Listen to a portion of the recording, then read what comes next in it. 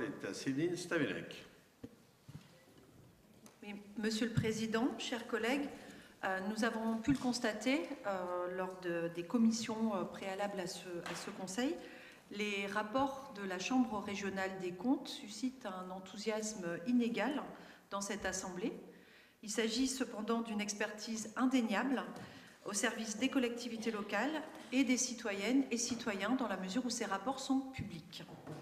Nous avons donc pris connaissance avec beaucoup d'intérêt des conclusions du rapport, d'autant que l'enjeu est ici d'analyser et évaluer la pertinence de nos politiques publiques dans le domaine économique, alors que nous n'avons plus cette compétence depuis la loi NOTRe de 2015.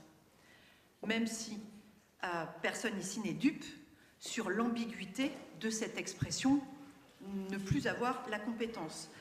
Voilà aussi un beau sujet de débat des sénatoriales, pour reprendre les mots de M. Ziegler de ce matin, car il permet bien des interprétations.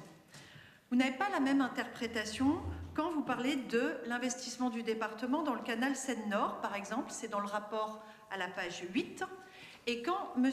Paul Christophe nous dit, dans la motion qui est sur notre table, qu'on ne peut pas soutenir les artisans du Nord au motif que nous n'avons pas la compétence économique. Alors si la politique n'est qu'exégèse, évidemment, on comprend que ce soit difficile à évaluer. La 4e recommandation de la Chambre régionale des comptes résonne étrangement avec une inquiétude que le groupe écologiste avait formulée dès le début de ce mandat, quand nous avons découvert l'importance des aides financières accordées aux communes, sans stratégie et sans critères, comme évoqué tout à l'heure par Anne Nicolas-Jacques. Ainsi, le problème pour nous n'est pas de soutenir des projets qui vont dans le sens de la transition écologique et de l'égalité des territoires.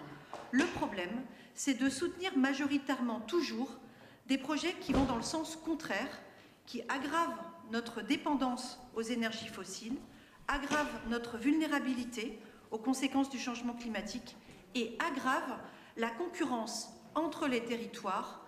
Et à ce jeu-là, parmi les communes, il y a toujours des gagnants et des perdants. Nous serons donc très attentifs à la manière dont seront mises en œuvre les 4 recommandations de la CRC. Je vous remercie.